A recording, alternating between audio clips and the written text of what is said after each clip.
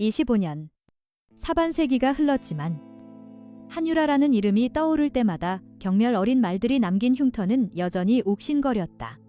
수연의 시선은 책상 위 빼곡한 군사 기밀 서류와 복잡한 작전 지도를 넘어 그 하얀색의 가벼운 초대장에 머물렀다. 어울리지 않는 불청객이었다. 그녀의 공간은 강철과 규율, 그리고 국가의 안보로 채워져 있었지만 손바닥만 한 종이 한 장이 그 모든 것을 비웃듯 과거의 악몽을 소환하고 있었다.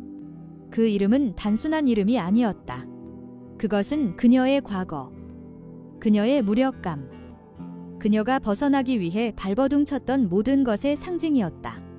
기억은 예고 없이, 그리고 잔인하게 찾아왔다. 비가 쏟아지던 어느 날 오후, 낡아서 밑창이 닳아버린 운동화가 질척한 복도에서 미끄러졌다. 그녀의 손에 쥐어있던 몇 개의 동전이 바닥으로 흩어졌다. 다음 날 점심으로 먹을 빵을 사기 위해 며칠간 아껴 모은 돈이었다. 그때 화려한 구두를 신은 한유라가 일부러 발을 꺼는 신용을 하며 지나갔다. 어머, 거지한테는 저 돈이 전부겠네? 어떡해? 낄낄거리는 친구들의 웃음소리 속에서 수연은 차가운 복도 바닥에 엎드려 흙탕물에 뒹구는 동전을 주워야만 했다. 낡아서 해진 교복, 교실 구석의 낡은 책상, 그리고 수연의 가난을 비웃던 한유라와 그 무리들의 날선 웃음소리. 장학금을 받아야만 다음 학기를 다닐 수 있었던 시절. 점심시간이면 수돗물로 배를 채우고 아무도 없는 도서관으로 숨어들었던 자신의 초라한 모습이 파노라마처럼 스쳐 지나갔다. 그들의 세계에서 그녀는 존재하지 않는 사람이거나 존재해서는 안 될 이물질이었다. 그 기억의 끝은 늘 묵직한 통증으로 마무리되었다. 가슴 한구석이 서늘하게 아파왔다. 가야 할까? 나지막한 혼잣말이 고요한 집무실에 울렸다. 지금 그녀는 수백 명의 부하들을 지휘하는 지휘관이었지만 25년 전의 상처 앞에서는 여전히 망설이는 소녀일 뿐이었다. 그때 노크 소리와 함께 문이 열리고 따뜻한 온기가 스며들었다. 그녀의 남편, 군사학을 가르치는 교수 이진우였다. 그는 언제나처럼 아내의 표정에서 모든 것을 읽어냈다. 그는 말없이 향긋한 차 두 잔을 내려놓으며 수연의 굳은 어깨를 부드럽게 감쌌다. 또 그 초대장 때문에 고민하는군. 그의 손길이 닿자 긴장으로 뭉쳐있던 어깨 근육이 얼마나 단단했는지 새삼 느껴졌다. 수연은 무거운 한숨과 함께 고개를 끄덕였다. 25년 만에 마주할 얼굴들, 그리고 그들의 시선. 상상만으로도 숨이 막혀왔다. 그들은 변하지 않았을 거예요. 어쩌면 더 심해졌겠죠. 굳이 가야 할까요? 그 사람들은 여전히 나를. 말을 맺지 못하는 아내를 보며 진우의 눈빛이 더욱 깊어졌다. 그는 아내의 눈을 똑바로 바라보며 말했다. 그들이 두려운 게 아니지? 그 시절에 무력했던 자신을 다시 만나는 게 두려운 거지. 그의 말은 정확히 핵심을 찔렀다. 수연은 아무 말도 할 수 없었다. 진우는 다시 한번 단단하고 따뜻한 목소리로 말했다. 수연 씨, 당신은 더 이상 그들에게 괴롭힘당하던 18살 소녀가 아니야. 당신은 차수연이야. 특전사령부를 이끄는 지휘관이기 이전에 그 자체로 누구보다 빛나는 사람이라고. 가서 지금의 당신을, 있는 그대로의 당신을 보여주고 와. 도망치지 마. 그건 당신 방식이 아니잖아. 남편의 흔들림 없는 격려에 굳어있던 수연의 마음이 조금씩 녹아내렸다. 맞다. 그녀는 더 이상 과거의 상처에 얽매여 있을 필요가 없는 사람이었다. 두려움에 맞서는 것. 그것이 바로 그녀가 수많은 전장에서 목숨을 걸고 지켜온 가치였다.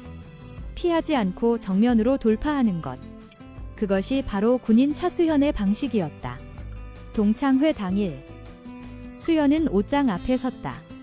한쪽에는 각 잡힌 군복들이 위험있게 걸려 있었고 다른 한쪽에는 평범한 사복들이 있었다. 그녀의 두 개의 삶을 보여주는 듯했다. 그녀는 망설임 없이 오랜만에 군복이 아닌 다른 옷을 꺼내 입었다. 화려한 장식 하나 없는, 그러나 몸의 선을 단정하고 우아하게 드러내는 검은색 원피스. 그녀는 의도적으로 그런 옷을 골랐다. 과시할 필요도 주눅들 필요도 없었으니까. 그것은 그녀만의 또 다른 갑옷이었다. 목에는 가느다란 진주 목걸이를 걸고 머리는 단정하게 올렸다. 마지막으로 그녀는 서랍 깊숙한 곳에서 손목시계를 꺼내 찼다. 명품 브랜드의 화려한 시계가 아니었다. 가죽줄이 손목에 맞게 부드럽게 달아있는 평범하고 투박해 보이기까지 한 시계. 하지만 그녀는 그 시계를 가만히 쓸어보았다.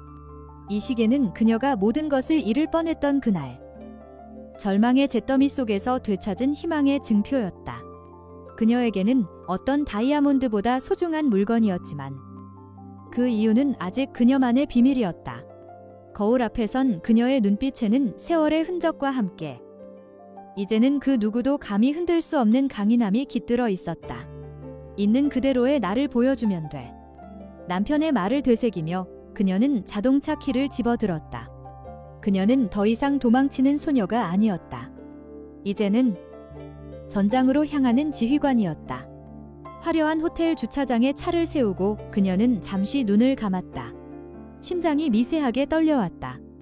과거의 상처는 완전히 지워지는 것이 아니라 그저 흉터로 남는 것일지도 모른다.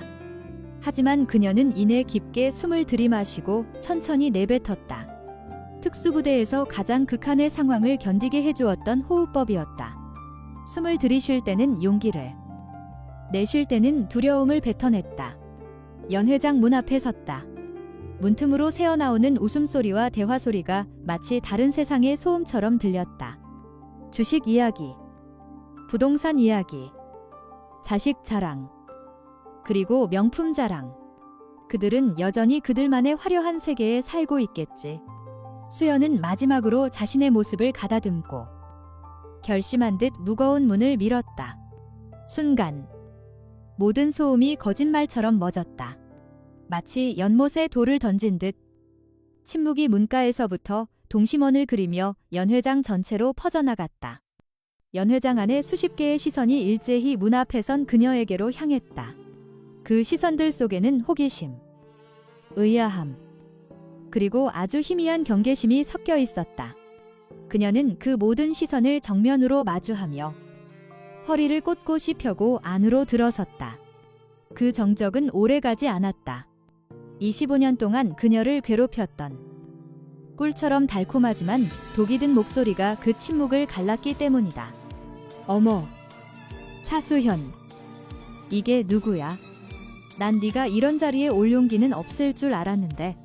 모든 시선의 중심에 선 한유라였다. 그녀는 여전히 학창시절의 여왕처럼 화려한 다이아몬드 귀걸이를 흔들며 수연에게 다가왔다. 그녀의 뒤로는 마치 시녀처럼 박세리와 김나영이 뒤따랐다. 그들은 수연을 중심으로 완벽한 포위망을 형성했다. 마치 사냥감을 구석으로 모는 늑대들처럼. 그들의 무기는 수천만 원을 호가하는 명품 핸드백과 눈이 부신 보석, 그리고 상대를 깔아뭉개는 특유의 오만함이었다. 그들이 지나가는 길목마다 값비싼 향수가 역겨울 정도로 뒤섞여 공기를 무겁게 만들었다. 한유라는 먹잇감을 살피는 맹수처럼 수연의 검소한 원피스와 진주 목걸이를 위아래로 훑어보았다. 그 시선에는 노골적인 경멸이 담겨 있었다. 오랜만이네. 수현아, 여전히 검소하구나. 일은 아직도 하고 있니? 힘들겠다. 이 나이에 여자도 때로는 쉴 줄 알아야지. 그 말에 박세리가 기다렸다는 듯이 끼어들었다. 그녀는 자신의 남편인 중견건설사 사장의 팔짱을 끼며 과시했다. 우리 남편은 내가 일하는 거 절대 못 봐. 여자는 편하게 누리고 사는 게 최고라나? 수연이 너도 남편 잘 만났어야지. 세리의 남편은 수연을 위아래로 훑어보더니 혀를 차며 말했다. 세리야. 이분이 네가 말한 그 친구? 아직도 직장 생활을 한다니. 남편이 꽤나 무능한가 보군. 남편 역할이 뭐겠어? 아내 고생 안 시키는 거지. 안 그렇습니까? 주변에서 낮은 웃음소리가 터져나왔다. 그들은 하나의 완벽한 팀처럼 움직이며 수연에게 모욕의 화살을 퍼부었다. 하지만 수연은 그저 옅은 미소를 지을 뿐이었다. 분노가 치밀어 올랐지만 그녀의 내면은 혹독한 훈련으로 다져진 강철 요새와도 같았다.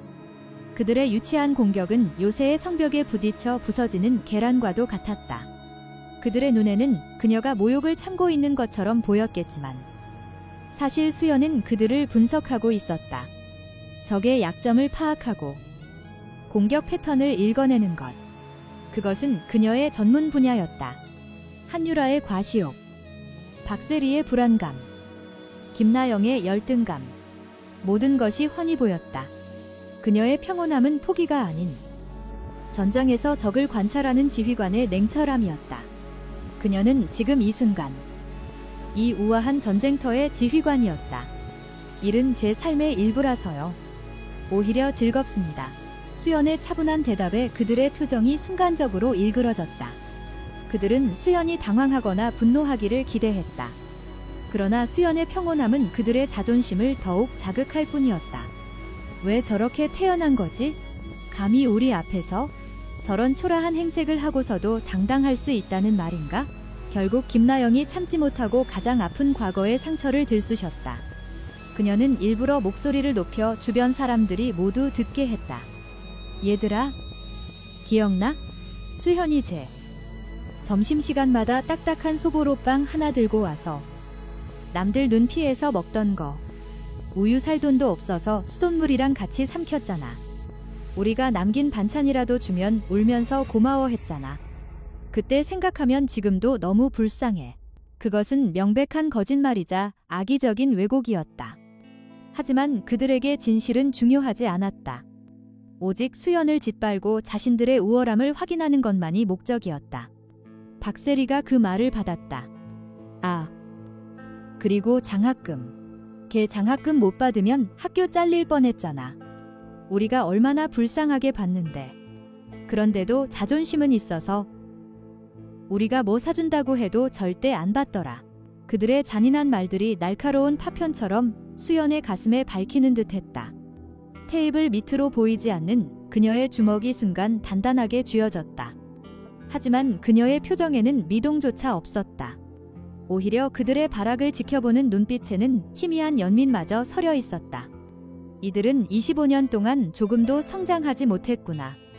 여전히 남을 깎아내려야만 자신의 존재를 확인할 수 있는 불쌍한 영혼들. 분위기가 극에 달했을 때 김나영이 마치 엄청난 비밀을 폭로하듯 큰 소리로 외쳤다. 여러분, 이거 아세요? 차수연 남편.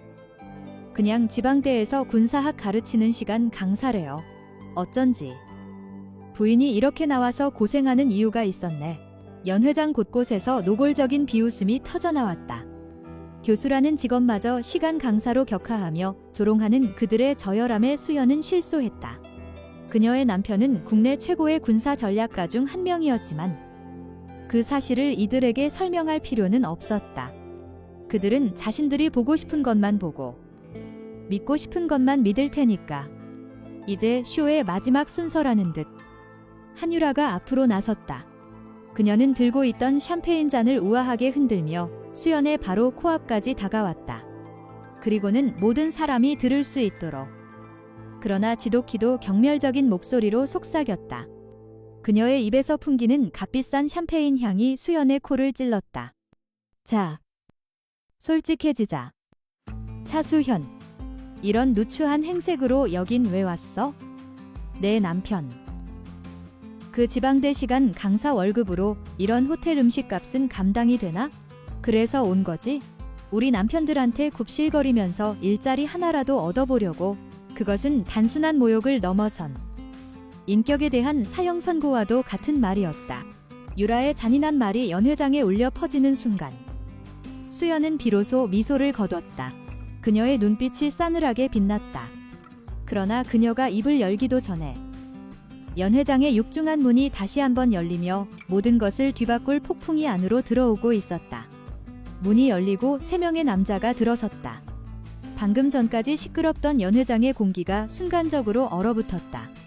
그들은 값비싼 맞춤 정장을 입고 있었지만 평범한 사업가들과는 기운 자체가 달랐다. 수십 년간 전장을 누빈 군인 특유의 날카롭게 벼려진 강철 같은 기운이 온몸에서 뿜어져 나왔다. 그들의 등장은 연회장의 흐릿하고 사치스러운 공기를 단숨에 장악했다. 그들의 어깨는 태산처럼 넓었고 시선은 레이저처럼 날카로웠으며 걸음걸이 하나하나에 절도와 힘이 넘쳤다. 마치 잘 훈련된 맹수 3마리가 한가로운 사슴무리 속에 들어온 듯한 위압감이었다. 자신의 남편이 들어온 것을 본 한유라는 의기양양하게 손을 흔들었다.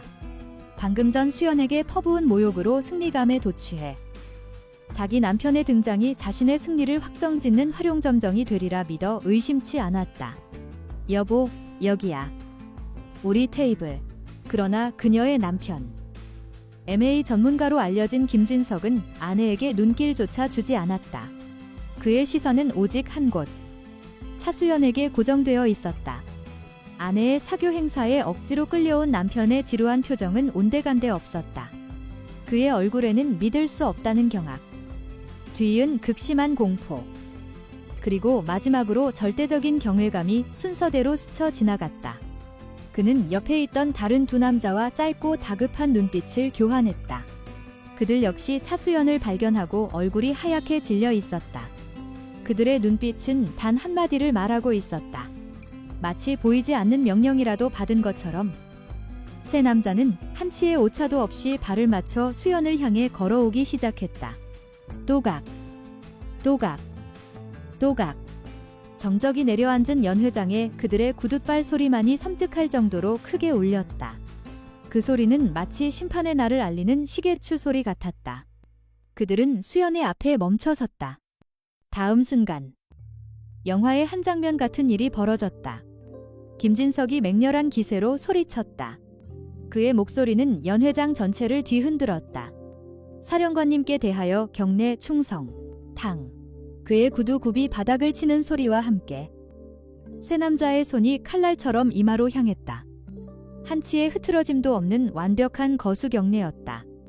그들의 몸은 마치 조각상처럼 굳어 있었고 눈빛은 오직 한 사람, 차수현만을 향해 있었다. 쨍그랑. 누군가의 손에서 와인잔이 미끄러져 대리석 바닥에 떨어지며 산산조각이 났다. 그 소리만이 유일하게 이 비현실적인 정적을 깨뜨렸다. 한유라의 입이 벌어지고 얼굴에서 핏기가 완전히 가셨다. 그녀의 뇌는 눈앞의 광경을 이해하기를 거부했다. 박세리의 남편. 아까 수연의 남편을 무능력하다고 조롱했던 건설사 사장은 자기도 모르게 허리를 굽히며 고개를 숙였다. 김나영은 의자 뒤로 몸을 숨기려 애썼다. 김진석이 떨리는 목소리로 보고했다. 사령관님, 육군 준장 김진석입니다. 여기서 뵙게 될 줄은 꿈에도 몰랐습니다. 사령관님, 육군 준장 최민준입니다. 영광입니다. 사령관님, 육군 준장 송재혁입니다. 특전사 시절의 가르침. 아직도 잊지 않고 있습니다. 준장. 별 하나. 그리고 그들이 사령관님이라 부르는 차수현은 별 둘. 육군 소장이었다.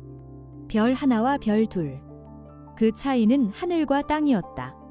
준장은 장군 계급의 시작일 뿐이지만 소장은 군단급 부대를 지휘하는 군의 핵심 중의 핵심이다. 더군다나 그녀는 대한민국 최정예 특수부대의 사령관. 그 이름만으로도 적국이 두려워하는 살아있는 전설이었다.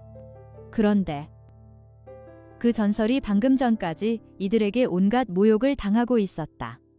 연회장의 모든 사람들이 숨을 죽였다. 방금 전까지 그들이 벌레 보듯 무시하고 조롱했던 여자의 진짜 정체. 그것은 그들의 상상 범위를 아득히 뛰어넘는 것이었다. 특히 한유라와 그 친구들의 얼굴은 공포 그 자체였다. 자신들이 무슨 짓을 저질렀는지, 누구에게 칼날을 들이밀었는지 깨닫기 시작한 것이다. 수연은 그들의 경례를 가볍게 받으며 차분하게 말했다. 그녀의 목소리는 조용했지만 그 안에는 수만 명의 군사를 통솔하는 지휘관의 위엄이 서려 있었다. 다들 편히 있게. 여기는 부대가 아니니까. 그리고는 마치 아무것도 아니라는 듯 물었다. 그런데 세 분이 어쩐 일로 여기에 다 같이.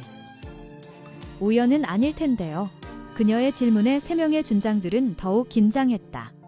등줄기에서 식은땀이 흘렀다. 그들의 등장은 단순한 우연이 아니었다. 그것은 수연이 이곳에 올 것을 예상하고 준비한 보이지 않는 손의 개입이었다. 하지만 그 비밀을 밝히기 전에 김진석은 먼저 처리해야 할 일이 있었다. 그의 군 생활. 아니 인생 전체가 걸린 문제였다. 그는 천천히 마치 고장난 로봇처럼 아내 한유라에게로 고개를 돌렸다. 사랑과 애정은 온데간데 없었다. 그의 눈에는 분노와 경멸 그리고 깊은 절망이 뒤섞여 있었다. 그는 유라의 팔을 거칠게 붙잡았다. 그의 목소리는 분노와 공포로 가늘게 떨리고 있었다. 당신 방금 사령관님께 뭐라고 했어? 당신 지금 누구를 모욕했는지 알기나 해? 그는 거의 울부짖는 듯했다. 네가 감히 무슨 짓을 한 줄 알아? 저분은 네가 입에 담을 수 있는 분이 아니야. 네 명품 가방 수백 개를 팔아도 저분의 군화 한 짝 값도 못해. 끝났어. 우린 이제 끝이야. 유라의 화려했던 세계가 무너져 내리는 소리가 들리는 듯했다. 그러나 그녀에게 진짜 공포는 이제부터 시작이었다. 단체 사진 촬영은 그야말로 지옥 같은 시간이었다. 카메라 앞에서 억지 미소를 지어야 했던 동창들은 어떻게든 차수현의 옆에 서려고 안간힘을 썼고 동시에 한유라에게서는 전염병이라도 옮을듯이 떨어져 있었다. 그 미묘한 거리감은 그 어떤 말보다 더 잔인하게 권력의 이동을 증명했다. 사진 촬영이 끝나자마자 사람들이 썰물처럼 빠져나가는 틈을 타 한유라가 다급하게 수연의 팔을 붙잡았다. 그녀의 소나귀에는 과거의 오만함 대신 절박한 힘이 실려 있었다. 잠깐만 얘기 좀 해. 수연아. 수현은 말없이 그녀를 따라 호텔 뒤편의 작은 정원으로 향했다. 한때 파티의 중심이었던 한유라는 이제 어둠 속으로 숨어드는 패배자였다. 가로등 불빛 아래 화려했던 그녀의 화장은 눈물과 식은땀으로 얼룩져 흉하게 보였다. 그녀의 몸을 감싼 수백만 원짜리 드레스는 더 이상 우아해 보이지 않고 마치 어울리지 않는 무거운 갑옷처럼 느껴졌다. 수연아. 아니, 장군님. 저기. 그녀는 말문이 막힌 듯 몇 번이나 입술을 달싹였다. 제발 남편한테는 아무 말도 하지 말아줘. 오늘 일도, 그리고 옛날 일도 내가 다 잘못했어. 정말이야. 내가 미쳤었나봐. 제발 부탁이야. 그녀는 거의 울부짖듯 애원했다. 수연은 그 모습을 가만히 내려다보았다. 그녀의 눈물에서는 진정한 반성의 냄새가 나지 않았다. 오직 자신의 안락한 세계가 무너지는 것에 대한 공포의 악취만이 진동했다. 과거의 자신에게 상처를 준 것에 대한 미안함이 아니라 미래의 자신이 잃게 될 것들에 대한 두려움뿐이었다. 결국 너는 변한 게 없구나. 한유라. 수현은 속으로 읊조렸다. 하지만 입 밖으로 낸 말은 달랐다. 걱정하지 마. 한유라. 내 남편에게 아무 말도 하지 않을 거야. 그녀의 목소리는 지극히 평온했다. 너와의 과거를 되새길 만큼 내 시간은 한가하지 않으니까. 그 말에 유라는 안도의 한숨을 내쉬며 고개를 숙였다. 고마워. 정말 고마워. 장군님. 그녀가 연신 고개를 숙이며 감사 인사를 하는 동안 수연의 시선은 자신의 손목으로 향했다. 낡은 가죽 시계. 그 순간 수연의 머릿속에는 전혀 다른 풍경이 펼쳐졌다. 혹한의 적진. 첫 소대장 임무를 수행하던 24세 차수현 중위. 통신은 두절되고 부대원 절반이 부상을 입었으며 식량과 탄약은 바닥난 최악의 상황. 모두가 절망에 빠져 있을 때 그녀는 포기하지 않았다. 부상당한 부대원의 상처를 직접 돌보고 자신의 마지막 전투 식량을 나누었으며 48시간 동안 뜬 눈으로 경계 근무를 서며 부대원들을 잠재웠다. 그녀는 그들을 살리기 위해 그리고 스스로 살아남기 위해 인간의 한계를 넘어섰다. 일주일 후 기적적으로 부대로 복귀했을 때 살아남은 소대원들이 쭈뼛거리며 그녀에게 작은 상자를 내밀었다. 그 안에는 바로 이 시계가 들어있었다. 당시 병장이었던 최고참 부사관이 붉어진 눈으로 말했다. 소대장님, 저희의 시간을 지켜주셔서 감사합니다. 이것은 저희의 목숨과도 같습니다. 앞으로도 저희와 함께 시간을 나아가 주십시오. 수연은 다시 현실로 돌아왔다. 한유라의 손목에서 1000만원짜리 다이아몬드 팔찌가 가로등 불빛에 공허하게 빛났다. 하지만 차수연의 낡은 시계 안에는 돈으로 환산할 수 없는 부하들의 목숨과 신뢰, 그리고 존경이 흐르고 있었다. 진짜 명품은 무엇인가? 누가 진짜 부자인가? 수현은 그 답을 알고 있었다. 그녀는 더 이상 한유라를 볼 필요가 없다는 듯 몸을 돌렸다. 수연아. 다급한 유라의 목소리가 그녀의 등을 붙잡았다. 정말 미안해.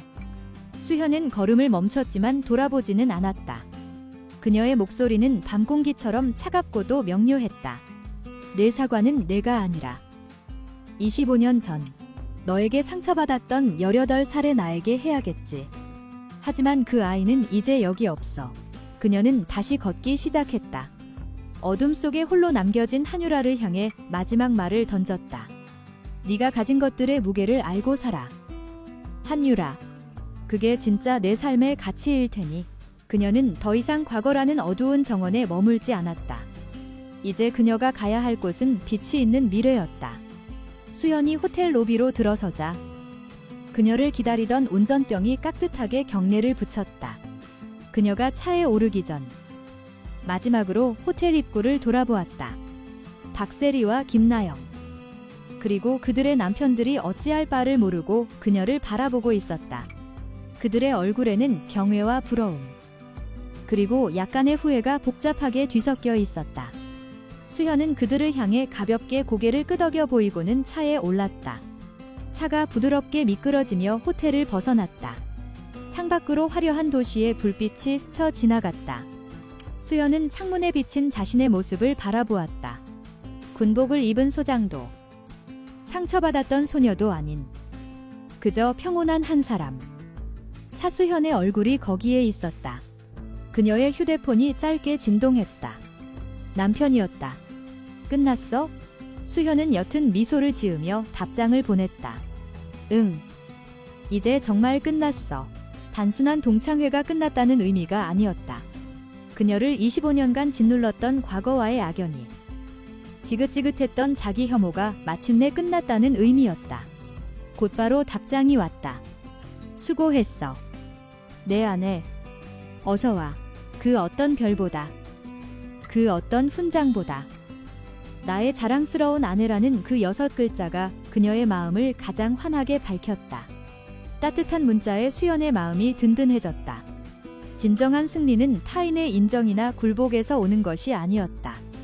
지친 몸과 마음을 기댈 곳이 있다는 것. 온전히 나를 믿어주는 단 한 사람이 있다는 것. 그것이 진짜 승리였다. 차가 한강다리 위로 올라섰다. 창밖으로 어두운 강물과 그 위를 수놓은 도시의 불빛이 장관을 이루며 펼쳐졌다. 그녀는 깨달았다. 여러분은 진정한 강함이 무엇이라고 생각하시나요? 더 비싼 차? 더 넓은 집? 이 이야기는 우리에게 말해줍니다. 진정한 강함은 어깨의 계급장이나 통장의 잔고에서 나오는 것이 아니었다. 그것은 남을 짓밟는 것이 아니라 넘어진 자신을 일으켜 세우는 용기에서 나온다. 가장 위대한 승리는 적을 무릎 꿇리는 것이 아니라 스스로의 상처를 끌어안고 용서하며 마침내 과거로부터 자유로워지는 것이다. 가장 어려운 용서는 타인을 용서하는 것이 아니라 상처받았던 나약한 자신을 용서하는 것이다. 그녀의 마음을 짓누르던 25년의 그림자가 마침내 거쳤다. 과거로부터, 그리고 그 상처가 만들어낸 분노와 원망으로부터. 그녀는 이제 완벽히 자유로워졌다. 차는 다리를 건너 가능성이라는 별자리가 끝없이 펼쳐진 미래를 향해 나아갔다.